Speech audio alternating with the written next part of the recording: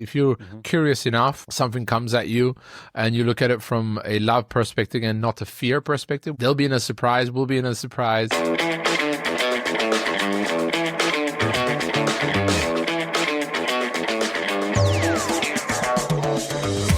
Hello there, it's me, Steve Mellor, and welcome in to GrowthReady, the podcast that allows high performers to reveal the reality behind what it means to ready yourself for growth, the personal and professional challenges along the growth journey, while also allowing the high-performance executive coach in me to satisfy his curiosity toward what drives optimal performance.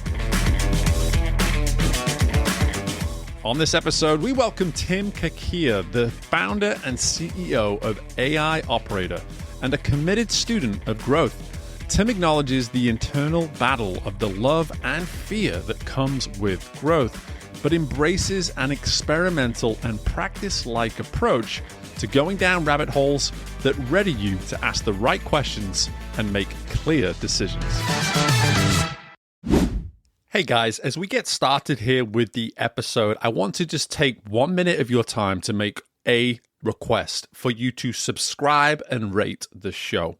For our show to be easily discovered by other potential listeners, we need our current listeners, that's you, to take the time to not only subscribe, but to also rate the show. Whether you're listening to us on Apple Podcasts, on Spotify, whatever platform of choice, there are typically ways to be rating the show. So go ahead and click something like that 5th star and be sure to take that additional time to leave a comment or two about why it is you enjoyed listening to the GrowthReady podcast. Your efforts on this will allow our show to be more discoverable, which means we're going to find more listeners and continue to have that significant impact on the community of human performance and personal development that I know you are all benefiting from by being listeners to this show. Please go ahead, take the time, subscribe, rate the show today. Hey, and while you're at it, why don't you share it with a few people as well? I appreciate you guys. Let's get to the interview. Hello there, and welcome back into the most recent installment of the GrowthReady podcast. I am delighted today to be welcoming in our guest from Turkey. We get to cross off yet another country on the global podcast that is GrowthReady, and I'm excited to be welcoming in Tim Cakir to the show today. And Tim, before we go any further, I have to ask you what I ask every single guest that joins the show, and that is, what does it mean to you to be growth ready? I think in this day and age, to be growth ready means that you're ready for perma change, because it's changing all the time, especially with this AI era. So you never know what's going to come out on Monday morning, right? So, so you want to be growth ready. You just got to be super curious, be ready to learn anything new, any technology, any new feature, any new agentic thing, whatever OpenAI or Anthropic somebody's going to throw at us on a Monday morning, I think that right now, at the end of 2025, for me, growth ready means just being ready. Show up ready every morning. Yeah, and I love it because we're literally talking on a Monday as we record this. And so it's just like, yeah, okay, exactly. Monday morning rolls around, you never know what's awaiting you sometimes in that email, what might be coming your way, courtesy of anything, whether it be tech, whether it be some sort of new feature, whether it be just a human being being a human being and giving you problems, right? You never know. But I like the way you frame it as permanent change, not just change, but permanent change, because sometimes it's in the permanence that we get most uncomfortable, we're going to learn as we talk through this. You come from the space of AI. It's easily the most talked about permanent change in this world today. So talk to me a little bit about the difference between maybe something that is changing versus wrapping our heads around something that is a permanent change. Yeah, I think you said wrapping our heads around, right? I think with the perma changes that we never have the time to wrap around our head on anything. Like it's, something new comes in, and then the week after there's a whole new AI browser thing that starts. And the week after we're going to have, this device potentially in our office that is going to take actions for us. It's going to go do that. So I think that, in this AI age, I believe perma change for me means that we're I think I was telling this to my wife because she's English. We live in Turkey. She haven't driven in many years, in 11 or 12 years. And last time she was driving was on the other side, right, on the right side, and now she's on the left side. And I think that she was like, "Oh, I get it. It's expect the unexpected." Right, because Turkey, the driving is really bad as well, especially where we are. So it was expect the unexpected. So I think that with perma change is like making sure that you expect the unexpected, that anything can happen. You said it. The humans are humans, and we've been dealing with humans for many years. Humans are very complex, but we're starting to get to know them a little bit more. But this whole new AI, agents, robots, whatever is going to bring. Even the research labs like OpenAI, they're still discovering, it's still a black box.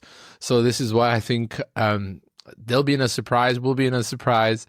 So that's what I mean by perma change. It's been ready on that morning. And I think that I always bring it down. I've said it already, but it's curiosity, right? If you're curious enough, something comes at you and you look at it from a love perspective and not a fear perspective. We have this love, not fear concept.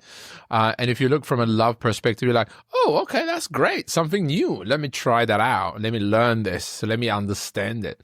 But if you go from like, oh shit, there's something new again, right? You're already losing, so that's what I mean. Okay, we're gonna unpack the love versus fear thing in a little bit. I love how you've presented that, because curiosity is something that comes up unsurprisingly a good bit on the show, and it is something that is foundational in a lot of the work I do, but at the same time everyone has their own personal spin on it, so we're going to get to that in a moment. But the expecting of the unexpected, and I love how you're able to tie it into just something as familiar as simply your wife's ability to find comfort in driving on the other side of the road. Having married an American, I'm the Brit, but having married an American, whenever we come to England, there is no world where my wife will ever get behind the wheel. Like, that is not happening while we're in the UK. I will be doing all the driving while we're in the UK. But the fact is that there's something about this expecting of the unexpected that people don't do very well. So how have you, Tim, found ways to do it effectively, let's say, in this era of high and rapid change? I'm not sure it's effectively, but I do it somehow. I wouldn't say it's very effective or not. I don't know yet. Like, that's something to measure, I think, later. And I don't think we'll have time to measure if it was effective or not. But how I do it is I do spend the extra time on learning whatever comes out. And I think that, it could be in voice AI, so anything new in voice, text to voice, voice to text, or things like that, or it'll be image models, it'll be video models, and anything that just comes out. It's like, oh, okay, shit, I need to make some extra time, right? And I need to make some extra time to test it out, to try it out. And I guess I caught myself the other day, and it's like, watching too many YouTube videos about the thing, about whatever came out. And lately was Claude Skills from Anthropic. Claude, which is the competitor of ChatGPT, had this new feature, and it's a really incredible feature. And I kept watching YouTube video, and I have a YouTube channel and I make YouTube videos, but I just kept watching it, and I remembered I was like, Tim, you don't consume, you create.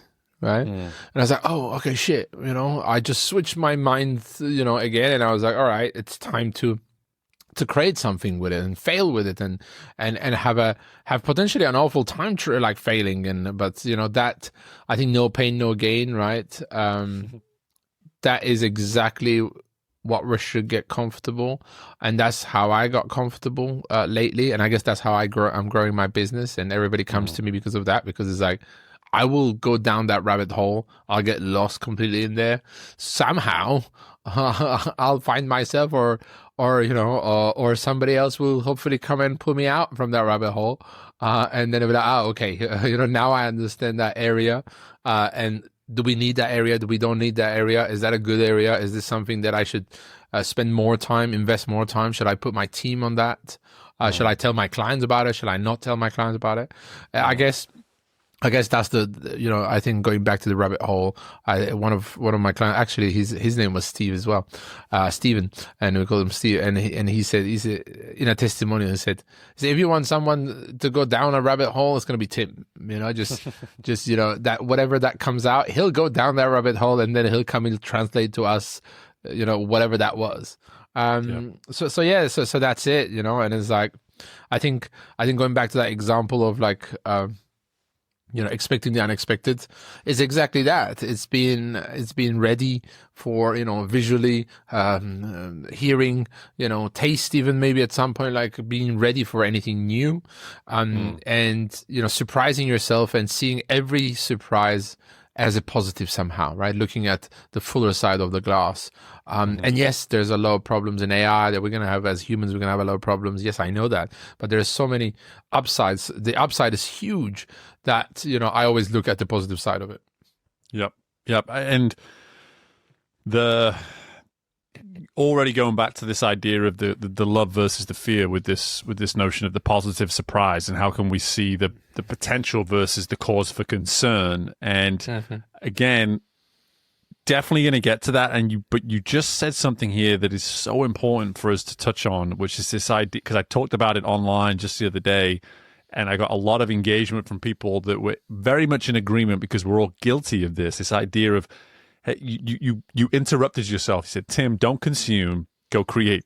So you've consumed enough, and it's such an important facet of the growth experience, is for us to actually acknowledge when enough is in fact enough, because we can just paralyze all action by this constant desire and need for us to keep consuming, especially, and I say this with a ton of irony, because you're someone who is helping people better understand if they were to consume your information. Here I am producing a podcast that, hey, you could spend the next month listening to the 300 plus episodes that we've put out there and consume. But I'm telling you right now, like at a certain point, consume what you need to that point, and then go through a course of action before you then revisit what you now need to consume. How do you think you've created that discipline to simply interrupt yourself when like, dude, enough's enough, like no more consumption, now let's shift into creation? How have you built that awareness, do you think, over the years? I think that I think it's one of those that I keep building, right? I wouldn't say that I built it, that's it, done, because I still caught myself. And I think the catching yourself doing things and being more aware and being, present. And this quarter, our keyword for my company and for even my family became intentionality, doing anything with intention. So this all comes, I think, I'm sure we're going to talk about, growth versus fixed mindset. Hopefully we will, because I wrote things about that as well. And so I think that the idea here is, for me, is because I have this growth mindset myself, is I've been focusing on a lot of, self-growth, right? And I realized I was a CEO of a 110 people company just before this company. And I took that role because of the title, right? It was my first CEO role. It was a good pay. There was a partnership deal. The partners are still my partners in this business, but I've left that business. It wasn't a business, or it wasn't a thing that I wanted to do, I guess. But it's just that because the role, because the money, I did it. And I had an awful time, I showed up every day, with misery almost, I was like, oh my God, another day, and I have to, I have 110 people. There's always, as you said earlier, there's always a human problem and so on. And I was drowning in this negativity, and I was pushing myself towards this negativity. I just had moved to Turkey, the news in Turkey, if you watch any of the news, my dad watches it, and I was seeing it, and it's just negative. Everything's negative. And I was like, oh my God, like what's happening? And then I read a book actually, and my business partner always told me about this book, and I never did, and I never took him seriously until one day.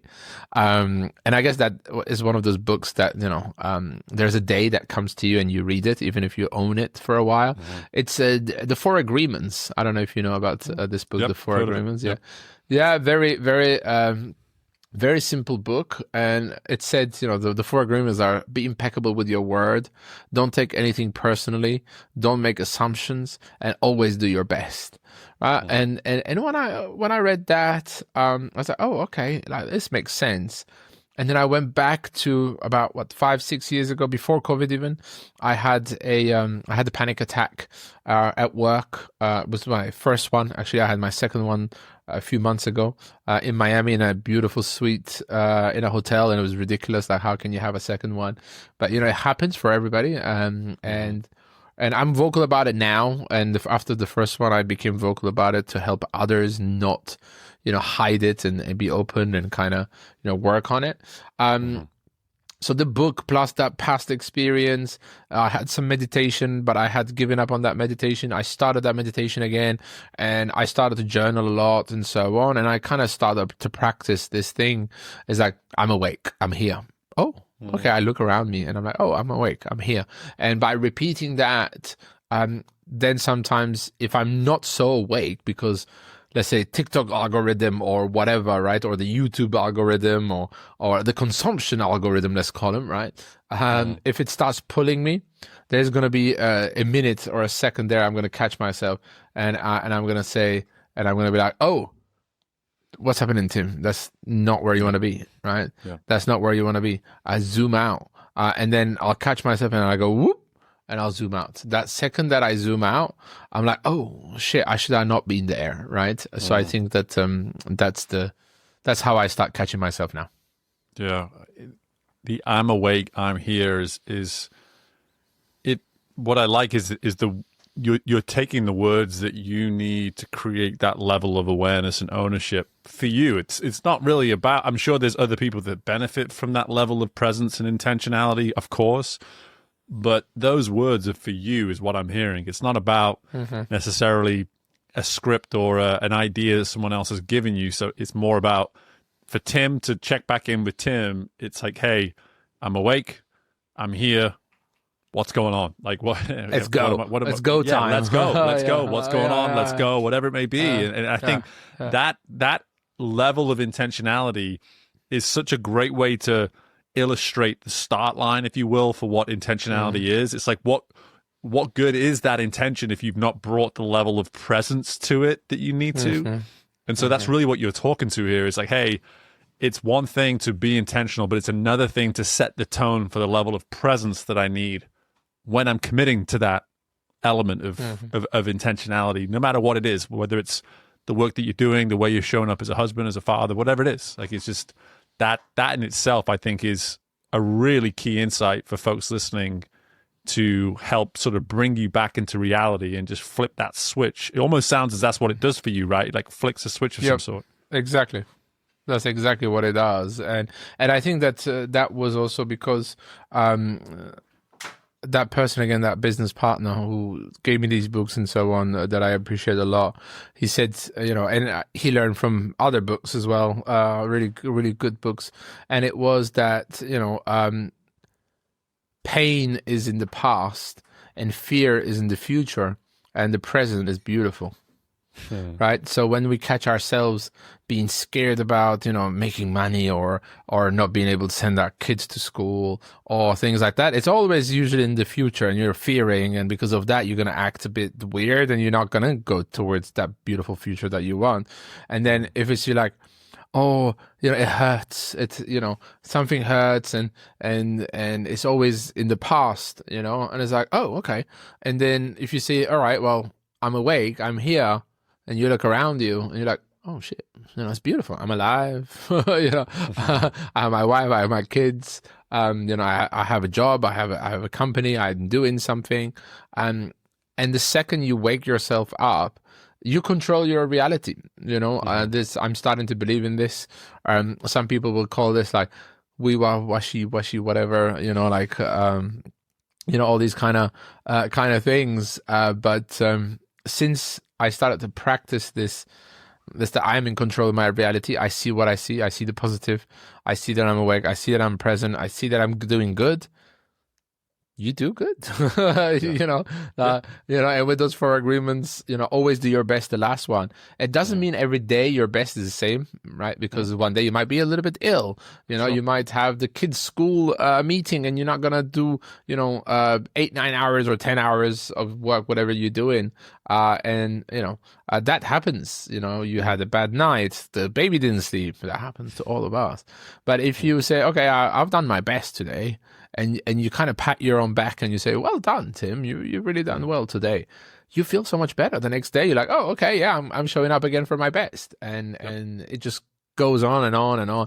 And I guess, I was a growth hacker when growth hacking was cool, and I was a growth consultant, and I'm a growth mentor at Growth. I'm a mentor at Growth Mentor. And I now understand, especially talking to you right now here, I think that it all comes back down to that growth mindset, right? That mindset is that's being able to switch and being able to learn anything. Okay, I'm not that old. I'm 37. Sometimes my parents, who's getting closer to 65s and so on, and they'll be like, oh, well, we're old now. We can't learn. I'm like, what? Like, you can learn anything, even a 70, 80, 90. It doesn't matter. As long as you want something, you'll achieve it. Right. I think that all comes down from this mindset, and you gotta nurture that mindset. You gotta water it, right? It's like a plant, because if not, it just dies down, and you go, what the world has designed for us, negative algorithms, negative news, negative things, so that it just takes you, and then you become a slave to the system. Oh my God, this got philosophical. Well, we're gonna keep going deeper in a moment, but this bridges us nicely to the curiosity piece of love versus fear. And like you said, like if we live in the pain of the past, if we live in the fear of the future, there's very little we achieve in the present, and it really does extinguish any chance of curiosity. And curiosity right there is how can we submit in many ways this fear that we have towards the future, just sort of say, listen, it's always going to be there, but can we just let it go for a moment? And can we maybe take note and take stock of this pain from the past without letting it influence and guide our future decisions? And can we just live in this present? Like, what is this present moment telling me right now? What is good about it?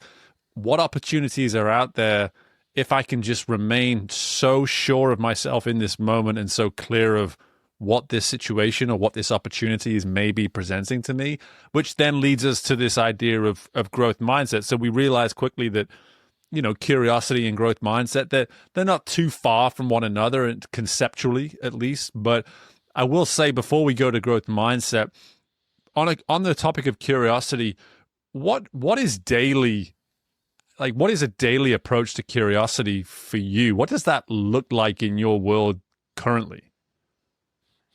I mean, in a practical sense, for me, curiosity, I can say it from a digital world, from a email newsletter world, let's say.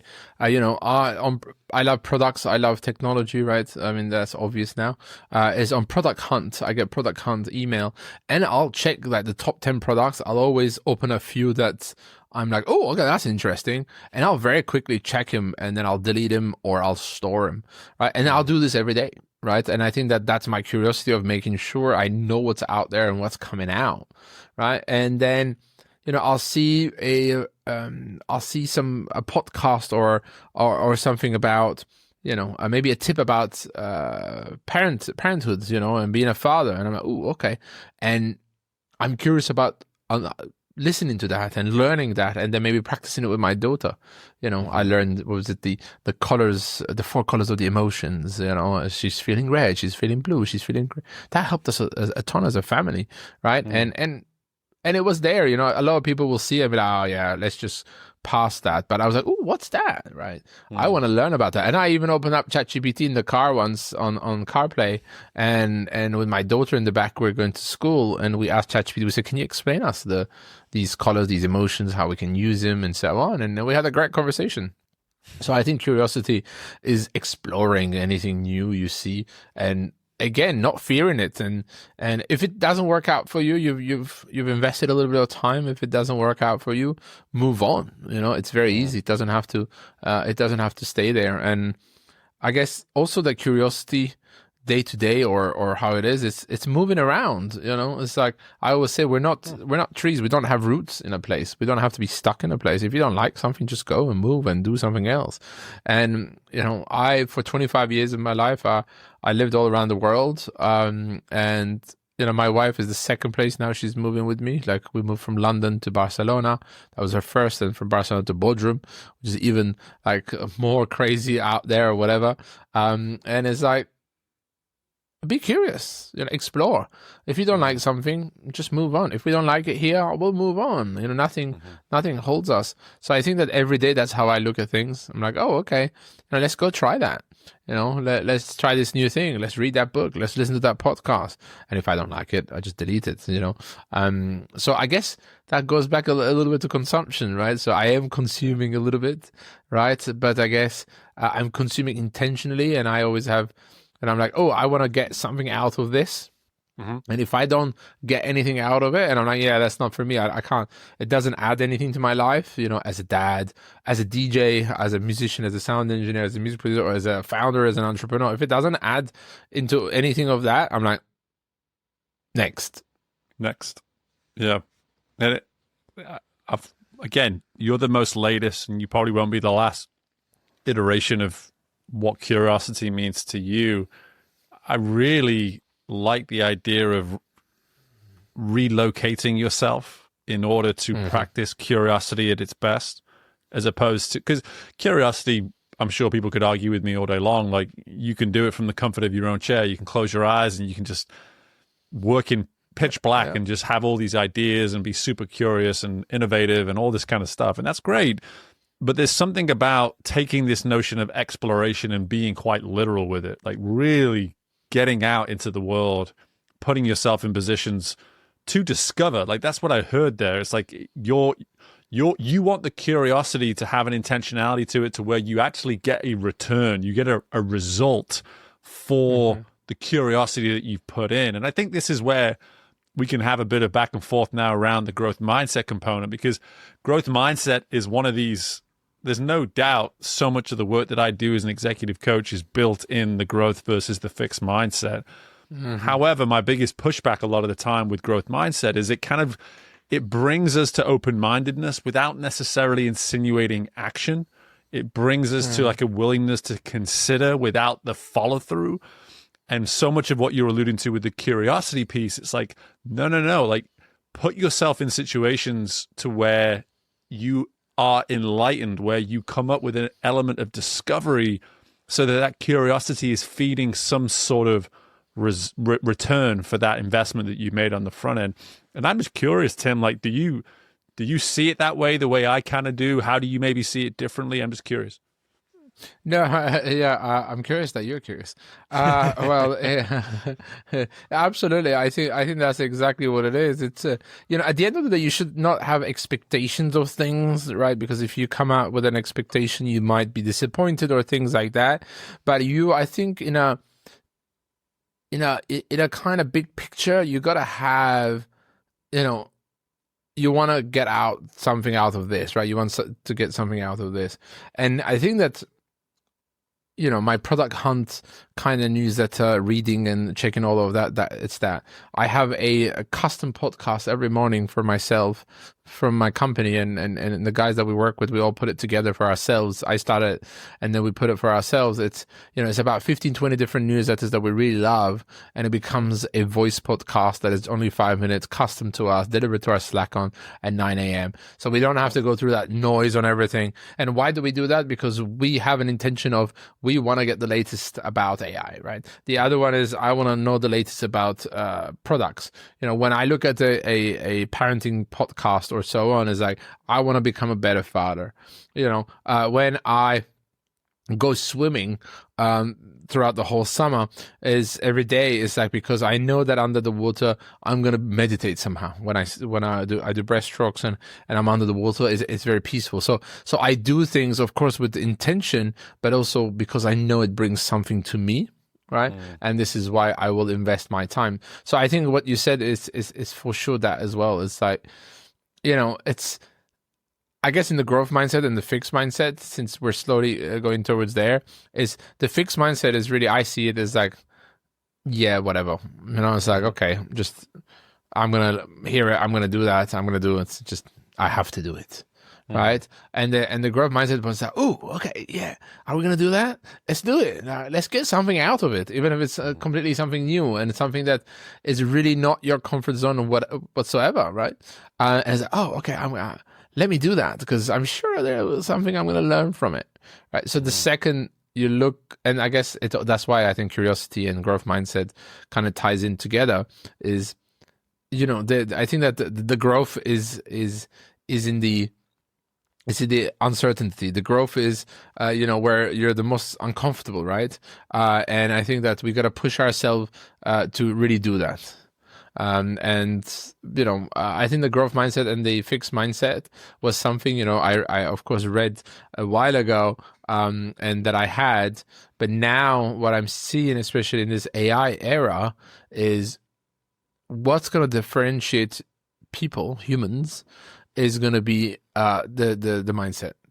If they have a growth mindset, they're going to do really well, and if they have a fixed mindset, I can't guarantee that they're going to do well. Because of this perma change. Going back to that, is if you just want to do the minimum and be like, yeah, okay, whatever, I can't understand that, I can't do that, I don't want to learn that, I don't want to do this, then you're going to be messed up, because yes, that's the 100 million that are going to lose their job by 2030 are fixed mindset people. Growth mindset people are not going to lose their jobs, let's be honest. Yeah. And when you have a podcast called Growth Ready, most of your audience, if not all of it, is growth minded. So that's hopefully, yeah, hopefully, yeah. You'd like to think so. It'd be weird. It'd be really weird if they weren't. But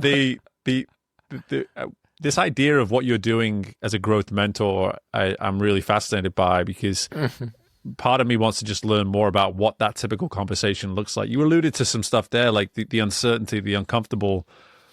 There's a lot of these terms of discomfort and lack of familiarity and all this kind of thing that when we lean into that is when growth is most likely. And so how much of those conversations in that role of a mentor are you having based around exactly that? Because I think that's where most of our listeners are probably most curious, if anything, most open-minded, is like they want to know, okay, Tim, like you're alluding to it, like the discomfort, the uncertainty, all this kind of thing. I wake up and do that every minute of the day or whatever it is. I'm operating like that. But how you may be helping folks navigate through those sort of moments and feelings that they deal with. Mm-hmm. Yeah, I think in the it's a lot of founders, right?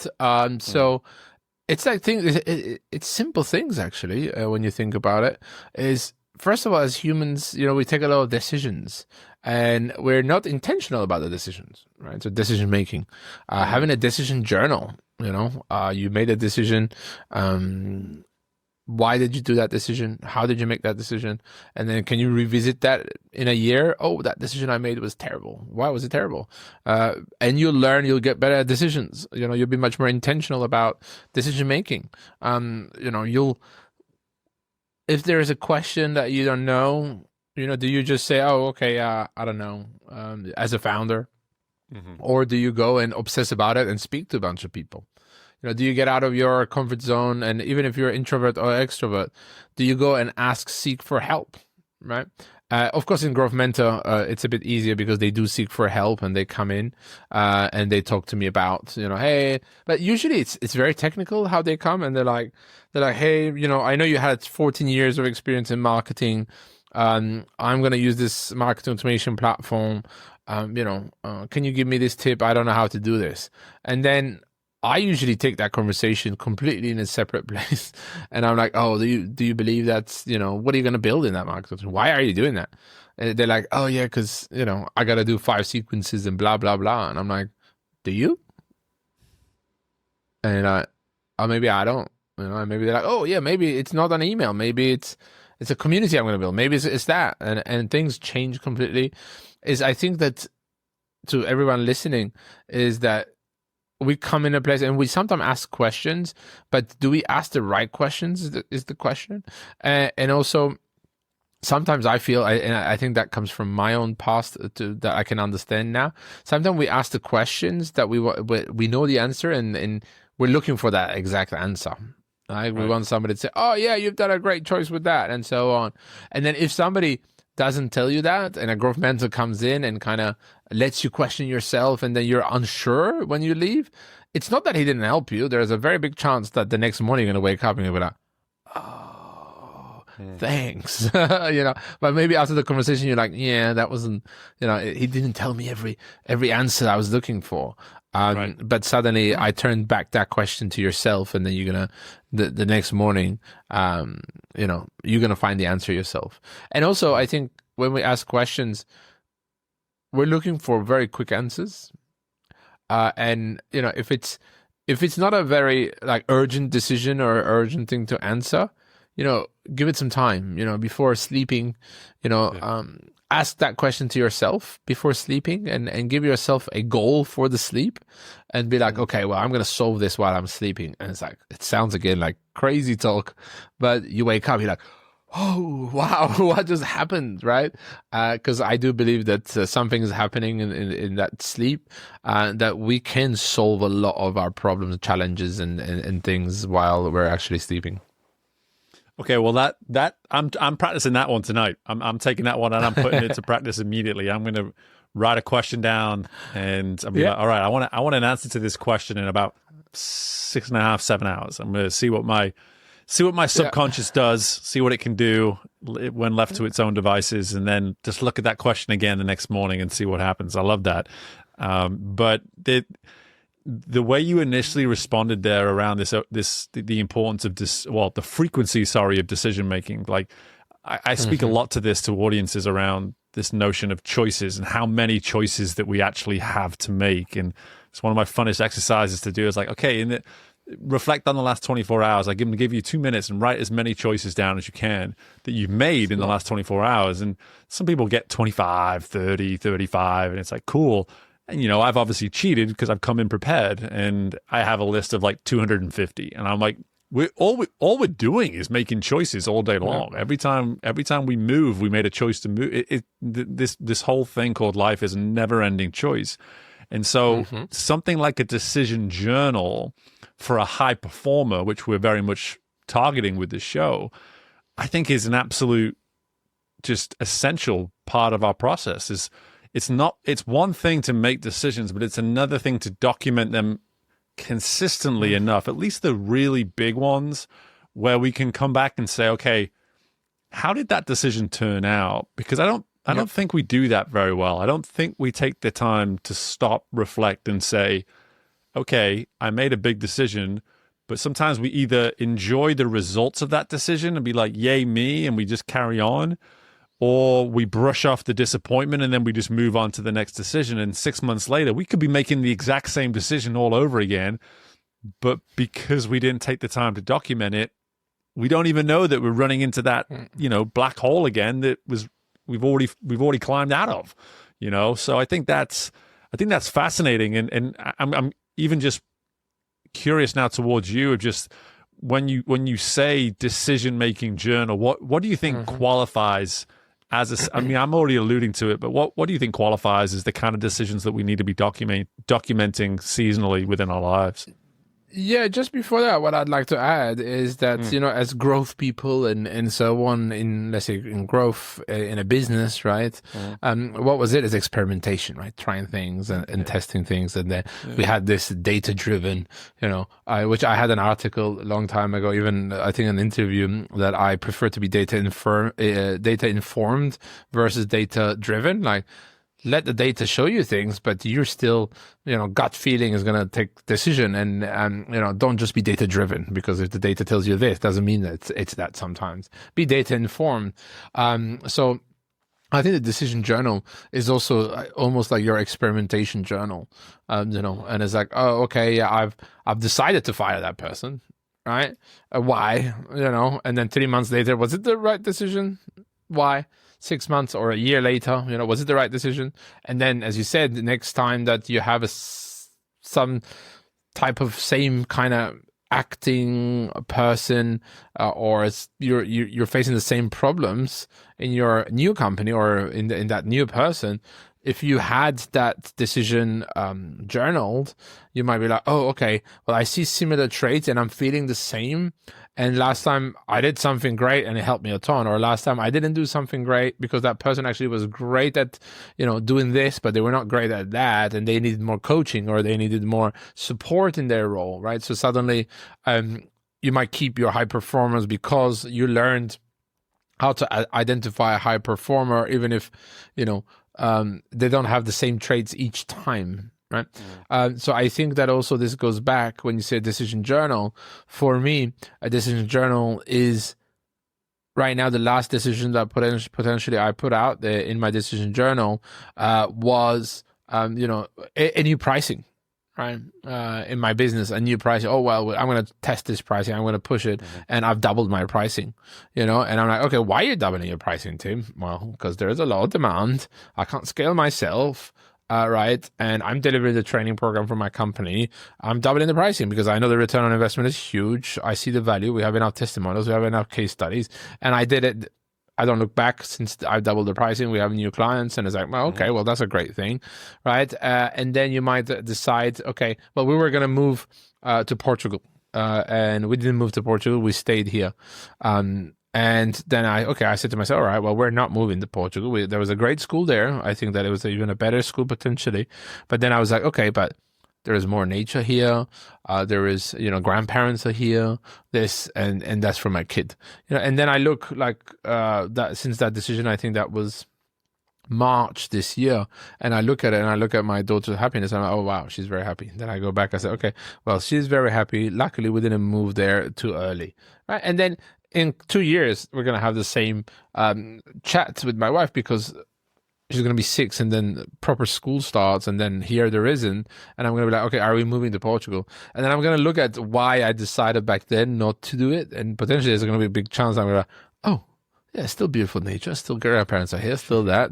Still she's super happy. So yeah, we don't have to, right? So again, and also I think that decisions. We take so many of them. I think it's up to you. What do you want to put in that journal?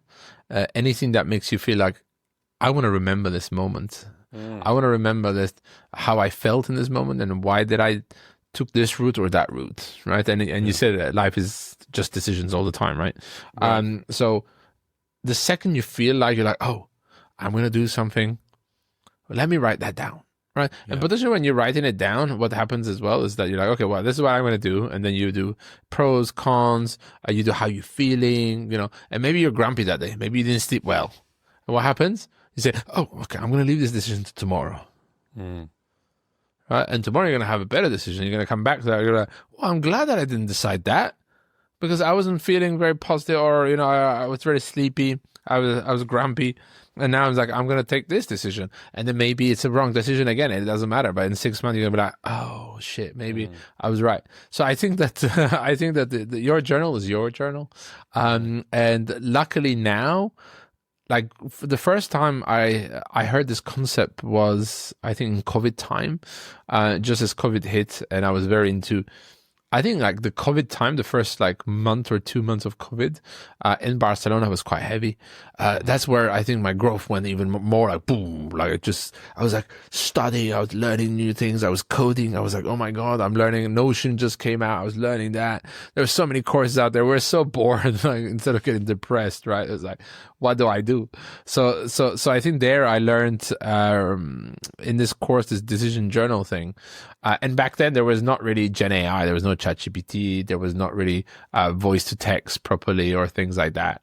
So it was literally you had to write it down or you have to type it. But now it's just very easy. I have a shortcut even on here, which is voice notes. I just say, hey, so yeah, I'm feeling like this. This is the decision I'm going to make. I'm quite sure about it, or I'm unsure. I don't know. And you just note it down. You come back to your desk or the next morning. It's already summarized for you and it knows. And you can even have a template in these apps, which is decision journal, right? And then if it knows it's a decision, it automatically uses that template. So we have so many new ways to actually get better at decision making, and hopefully it inspires a few people listening right now and like using technology to also help them document, but also help them make better decisions in the long run. Experimentation for me, what I think is fascinating here, Tim, is that you're giving us the permission to give ourselves some grace around this idea of experimenting. So when we say it's an experiment as I make this decision, on the back end, we're actually encouraging the curiosity. You say whatever the result is, you're encouraging further curiosity. It's a cycle.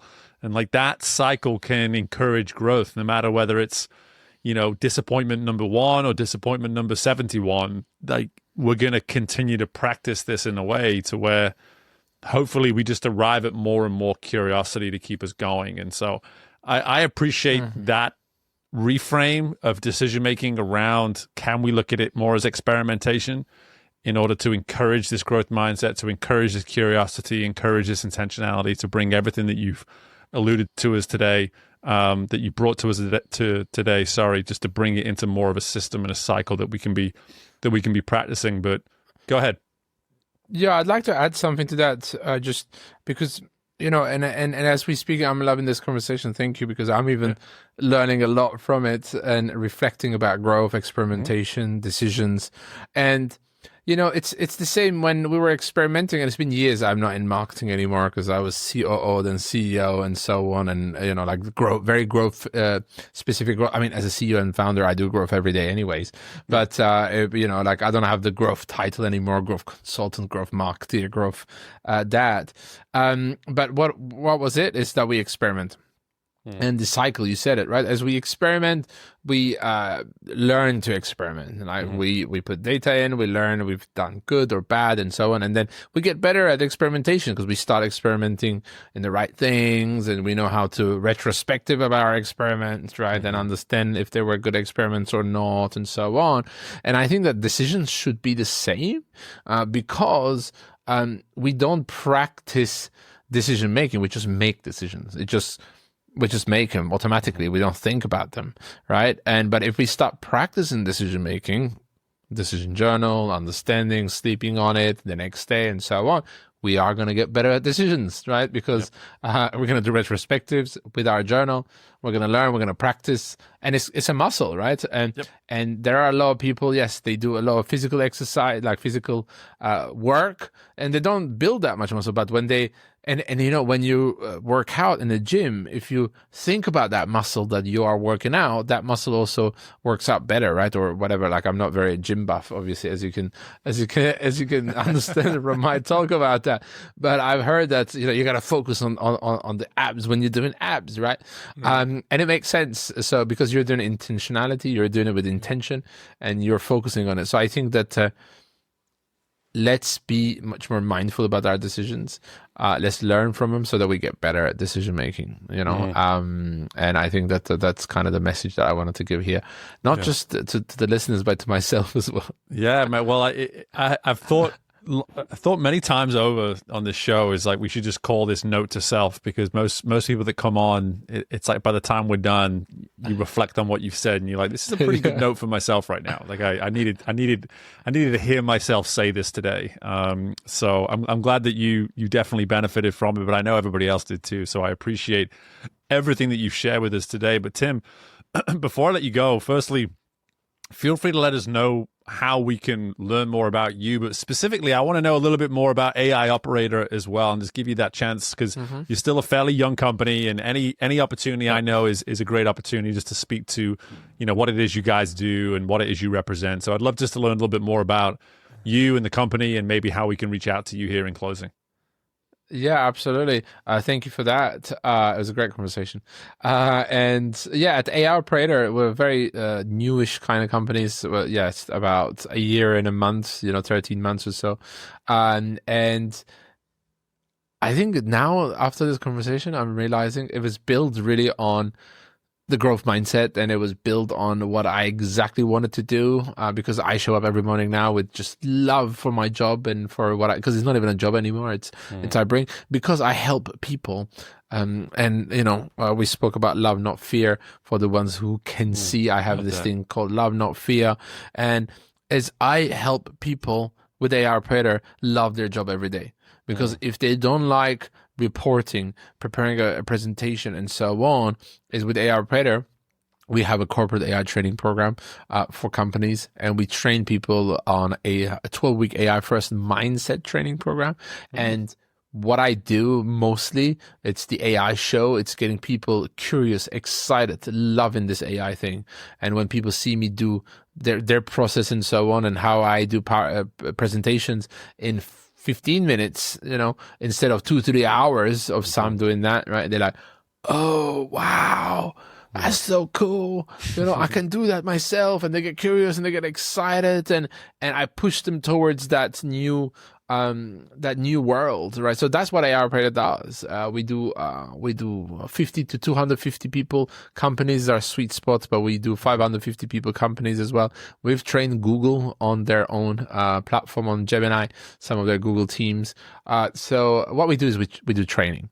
I get people excited about this technology. I get them excited about what they can do with it today, and not a future maybe day. No, it's like, how can you work with ChatGPT, Gemini, Claude today? How can you remove some of that boring work and you can focus on what you love, right?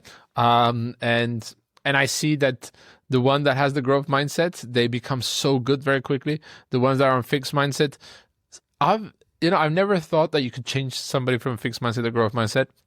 But I had a couple of people that were like, I thought maybe they were in a fixed mindset, or, they were stuck maybe in like thinking that they were a fixed mindset, but actually they had a growth mindset, but they didn't know because they never was shown something exciting. Right. And I got them on the dark side, which is the AI side. So that's what we do at AI Operator. We just make sure that you're ready for this new AI era, and that your company has a custom program for their processes, their systems, your industry, what you do, and just get you excited about it. Because if I get you excited about it, you show up that day with love, and then you use that tool, and suddenly in no time, we have a 12-week program, but in week 3 or 4, the return on investment is already there. People go, oh my God, this changed.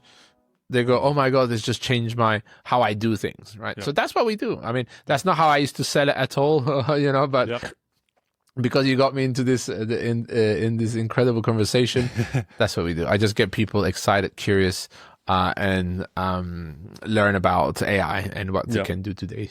I love it, and I'm glad that we can help you reframe your entire offering through one conversation. I'll invoice you that later. Yeah, no worries.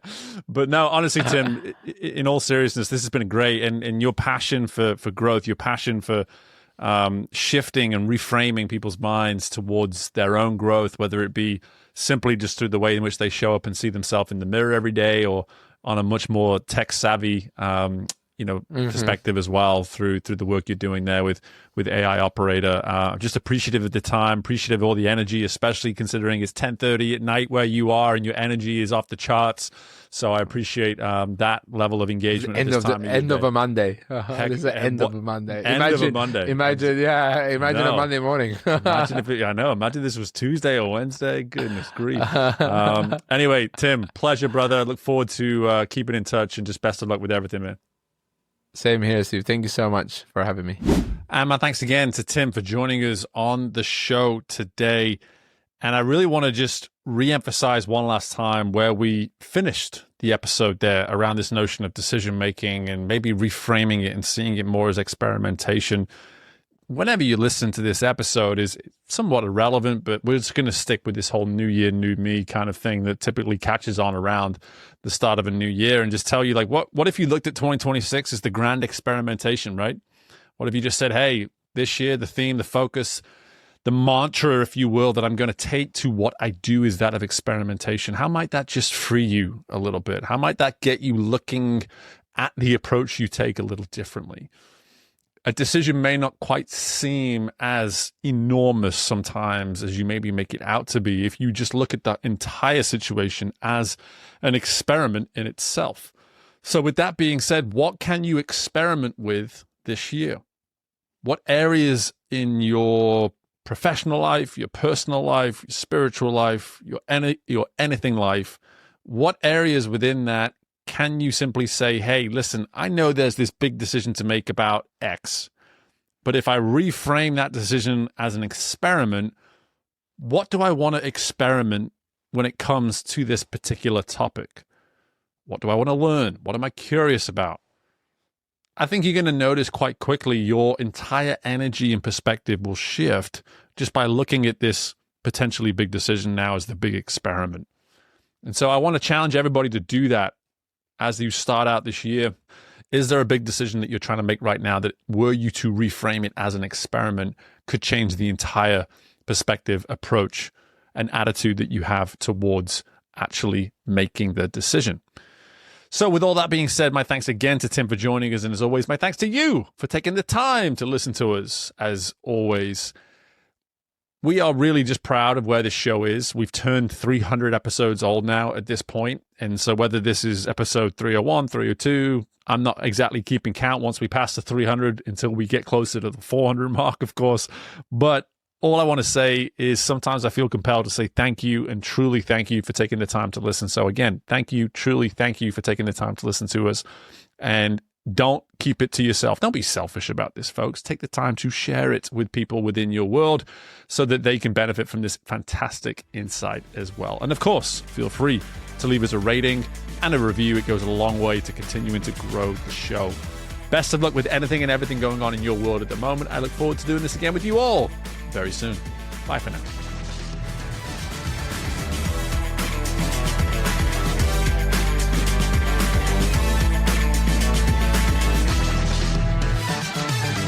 Thank you for tuning in to Growth Ready. If you liked what you heard and are feeling ready to grow, be sure to leave a 5-star rating, subscribe to the show, and share the episode with someone you know is ready to fuel their growth journey today. We love our community, so don't hesitate to reach out to us at podcast@growthready.com. And until next time, we are Growth Ready, and you will be too.